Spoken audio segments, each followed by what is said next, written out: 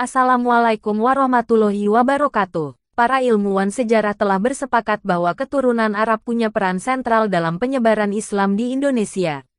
Sejarawan Ahmad Salabi dalam Ensiklopedia Sejarah Islam menuliskan bahwa peradaban Islam di Afrika dan Asia, termasuk Indonesia, tidak lepas dari peran migrasi para ulama di selatan Jazirah Arab ke wilayah-wilayah tersebut.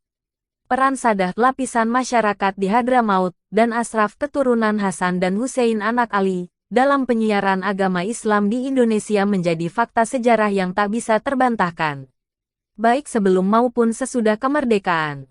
Salah satu Habib yang datang langsung dari Hadramaut Yaman yang menyebarkan agama Islam di Nusantara khususnya di Tanah Betawi adalah Habib Hussein bin Abu Bakar Al-Aidrus.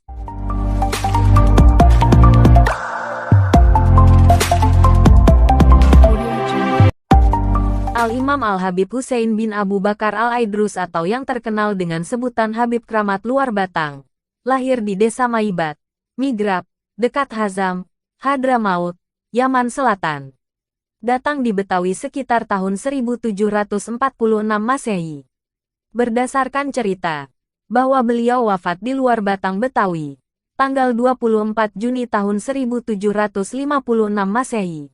Bertepatan dengan tanggal 17 Ramadan tahun 1169 Hijriah dalam usia lebih dari 30 tahun atau kurang lebih 40 tahun dan dimakamkan di Komplek Yayasan Keramat Luar Batang. Jadi diduga sewaktu tiba di Betawi, beliau berumur sekitar 20 tahunan. Habib Hussein bin Abu Bakar Al-Aidrus memperoleh ilmu tanpa belajar atau dalam istilahnya disebut ilmu wahbi, yaitu ilmu pemberian dari Allah tanpa belajar dahulu. Beliau hidup menetap tinggal di daerah Luar Batang, salah satu kampung di daerah pesisir Jakarta di dekat Pelabuhan Ikan Muara Baru Jakarta Utara. Lokasi ini pada masa itu merupakan kawasan penyangga pusat perdagangan di Batavia yang menjadi magnet perekonomian pada masa itu. Dakwahnya bukan hanya pada kalangan masyarakat pribumi Betawi saja, tetapi juga di kalangan pendatang para pedagang Tionghoa. Salah satu murid yang terkenal dari seorang saudagar Tionghoa yaitu Haji Abdul Qadir yang makamnya berada di samping makam beliau. Masyarakat luas lebih mengenal beliau dengan nama Habib Keramat Luar Batang. Hal ini berkaitan dengan lokasi tempat tinggal semasa hidupnya dan lokasi makamnya berada. Kisahnya, sebagaimana layaknya jenazah-jenazah yang lainnya, sesuai dengan peraturan pada masa itu bahwa setiap orang asing harus dikuburkan di pemakaman khusus yang terletak di Tanah Abang. Jenazah Habib Hussein diusung dengan kurung batang atau keranda. Ternyata sesampainya di pekuburan jenazah Habib Hussein tidak ada dalam kurung batang. Anehnya jenazah Habib Hussein kembali berada di tempat tinggal semula. Dalam bahasa lain jenazah Habib Hussein keluar dari kurung batang. Pengantar jenazah mencoba kembali mengusung jenazah Habib Hussein ke pekuburan yang dimaksud. Namun demikian jenazah Habib Hussein tetap saja keluar dan kembali ke tempat tinggal semula. Kejadian tersebut terjadi sebanyak 3 kali.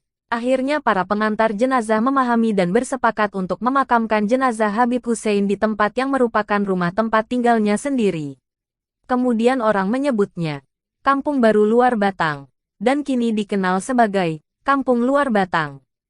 Silsilah nasab beliau sampai ke Kanjeng Nabi adalah Al-Habib Hussein bin Abu Bakar bin Abdullah bin Hussein bin Ali bin Muhammad bin Ahmad bin Hussein bin Abdullah Al-Aidrus Al-Akbar bin Abu Bakar As-Sakran bin Abdurrahman As-Sakaf bin Muhammad Maula Ad-Dawilah bin Ali bin Alwi Al-Guyur bin Muhammad Al-Faqih Al-Muqaddam bin Ali bin Muhammad Sahib Mirbat bin Ali Khalikosam bin Alwi bin Muhammad bin Alwi bin Ubaidillah bin Ahmad Al-Muhajir bin Isa Ar-Rumi bin Muhammad An-Nakib bin Ali Al-Uraidi bin Jafar Asyodik bin Muhammad Al-Bakir bin Ali Zainal Abidin bin Al-Husain bin Ali bin Abi Tholib suami Fatimah Az-Zahra binti Rasulullah Shallallahu Alaihi Wasallam. Al-Habib Hussein bin Abu Bakar Al-Aidrus lahir 3 abad yang silam. Beliau dilahirkan sebagai anak yatim yang dibesarkan oleh seorang ibu, di mana sehari-harinya hidup dari hasil memintal benang pada perusahaan tenun tradisional. Hussein kecil sungguh hidup dalam kesederhanaan. Sang ibu menitipkan Habib Hussein pada seorang alim sufi. Di sanalah ia menerima tempaan pembelajaran tarikah. Di tengah-tengah kehidupan di antara murid-murid yang lain, tampak Habib Hussein memiliki perilaku dan sifat-sifat yang lebih dari teman-temannya. Setelah memasuki usia belia, Al-Imam Husain bin Abu Bakar Al-Aidrus hijrah ke kota Tarim. Dan ternyata di pintu kota Tarim telah menunggu seorang wali besar yaitu Al-Imam Al-Mujadid Al-Musli Al-Kabir Al-Arif Billah wa Adal Alai Sayyiduna Syaikh Al-Islam Waqut Adawah wa Al-Irsyad Al-Habib Abdullah bin Alwi bin Muhammad Al-Haddad yaitu Sohibu Rotib Al-Haddad, yang langsung menyambut kedatangan Al-Imam Husain bin Abu Bakar Al-Aidrus. Setelah tiba di kota Tarim, beliau didampingi oleh Al-Imam Abdullah bin Alwi Al-Haddad langsung berziarah kepada Sayyidina Al-Faqih Al-Muqaddam Muhammad bin Ali Ba'alawi, Sayyidina Abdurrahman bin Muhammad As-Segaf dan Sayyidina Abdullah bin Abu Bakar Al-Aidrus Al-Akbar. Al-Imam Abdullah bin Alwi Al-Haddad kemudian berkata, "Semalam kakekmu, Sayyidina Abdullah Al-Aidrus Al-Akbar datang kepadaku, dan mengabarkan tentang kedatanganmu wahai Husain." Al-Imam Husain bin Abu Bakar Al-Aidrus menimba ilmu kepada Qutbil Irsyad, Al-Imam Abdullah bin Alwi Al-Haddad, dan menurut catatan Al-Habib Ali bin Husain Al-Atos dalam kitabnya Tajul Aras, mengatakan bahwa Al-Imam Husain bin Abu Bakar Al-Aidrus sebelum hijrah ke Indonesia, beliau telah mendapatkan mandat kepercayaan dari guru beliau, Al-Imam Abdullah bin Alwi Al-Haddad untuk melaksanakan dawatul Islam. Setiap ahli thariqah senantiasa memiliki panggilan untuk melakukan hijrah, dalam rangka mensiarkan Islam ke belahan bumi Allah. Untuk melaksanakan keinginan tersebut Habib Husain tidak kekurangan akal. Ia bergegas menghampiri para kafilah dan musafir yang sedang melakukan jual beli di pasar pada setiap hari Jumat.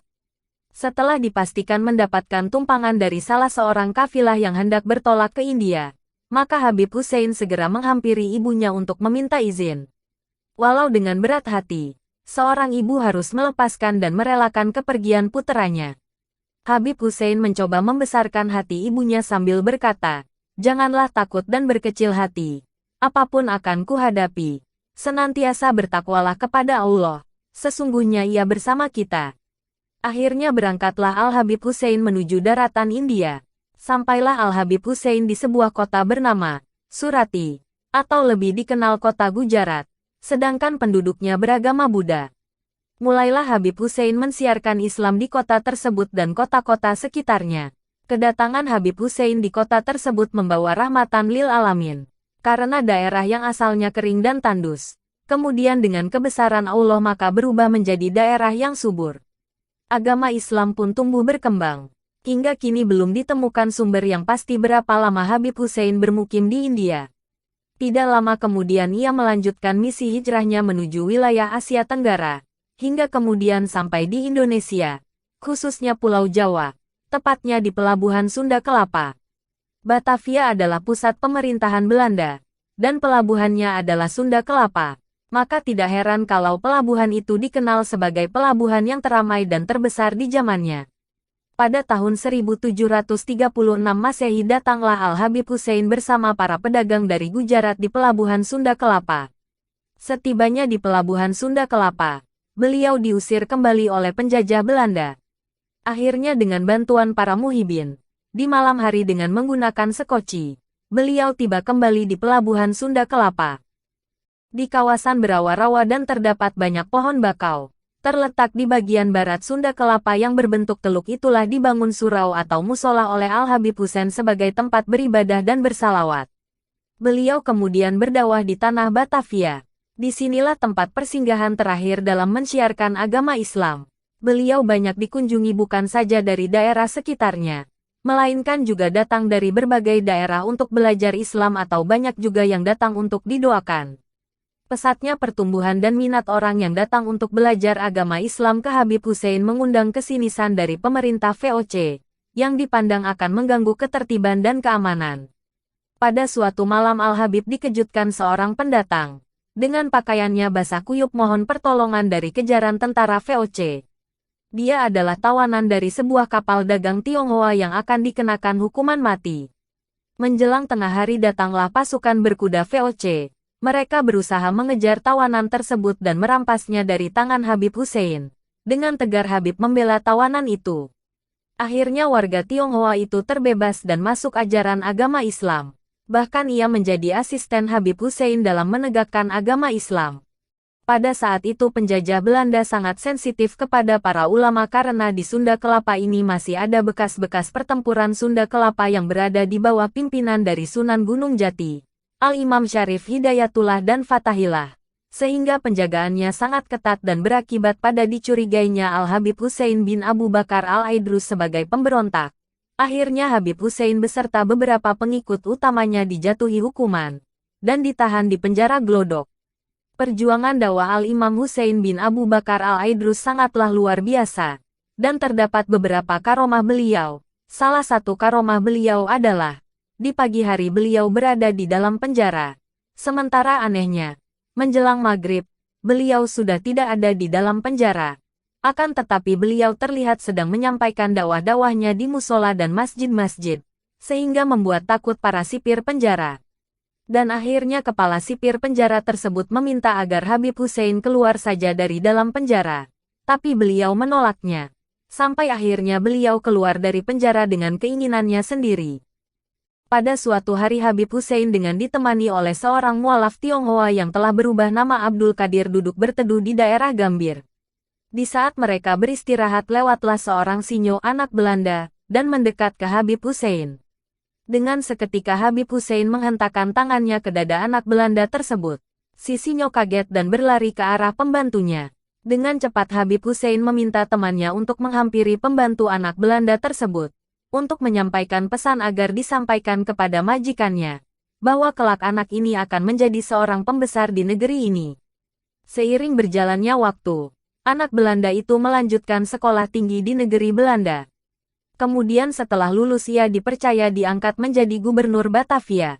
Gubernur Batavia yang pada masa kecilnya telah diramal oleh Habib Hussein bahwa kelak akan menjadi orang besar di negeri ini. Ternyata memang benar adanya. Rupanya gubernur muda itu menerima wasiat dari ayahnya yang baru saja meninggal dunia. Diwasiatkan kalau memang apa yang dikatakan Habib Hussein menjadi kenyataan diminta agar ia membalas budi dan jangan melupakan jasa Habib Hussein. Akhirnya gubernur Batavia menghadiahkan beberapa karung uang kepada Habib Hussein. Uang itu diterimanya, tetapi dibuangnya ke laut. Demikian pula setiap pemberian uang berikutnya. Habib Hussein selalu menerimanya, tetapi juga dibuangnya ke laut. Gubernur yang memberi uang menjadi penasaran dan akhirnya bertanya mengapa uang pemberiannya selalu dibuang ke laut. Dijawabnya oleh Habib Hussein bahwa uang tersebut dikirimkan untuk ibunya ke Yaman. Gubernur itu dibuatnya penasaran. Akhirnya diperintahkan penyelam untuk mencari karung uang yang dibuang ke laut. Walhasil tak satu kiping uang pun diketemukan. Selanjutnya Gubernur Batavia tetap berupaya untuk membuktikan kebenaran kejadian ganjil tersebut. Maka ia mengutus seorang ajudan ke negeri Yaman untuk bertemu dan menanyakan kepada ibu Habib Hussein. Sekembalinya dari Yaman, ajudan gubernur tersebut melaporkan bahwa benar adanya. Ibu Habib Hussein telah menerima sejumlah uang yang dibuang ke laut tersebut pada hari dan tanggal yang sama. Gubernur Batavia sangat penuh perhatian kepada Habib Hussein. Ia menanyakan apa keinginan Habib Hussein. Jawabnya, saya tidak mengharapkan apapun dari Tuan. Akan tetapi gubernur itu sangat bijak. Dihadiahkanlah sebidang tanah di Kampung Baru, sebagai tempat tinggal dan peristirahatan yang terakhir. Sekian penjelasan singkat tentang sepak terjang Al-Habib Hussein bin Abu Bakar Al-Aidrus atau yang lebih dikenal dengan nama Habib Luar Batang. Mohon maaf apabila penjelasan tersebut masih kurang lengkap. Jangan lupa untuk di-subscribe, like, share and komen di channel ini, agar channel ini dapat berkembang. Sekian terima kasih. Wassalamualaikum warahmatullahi wabarakatuh.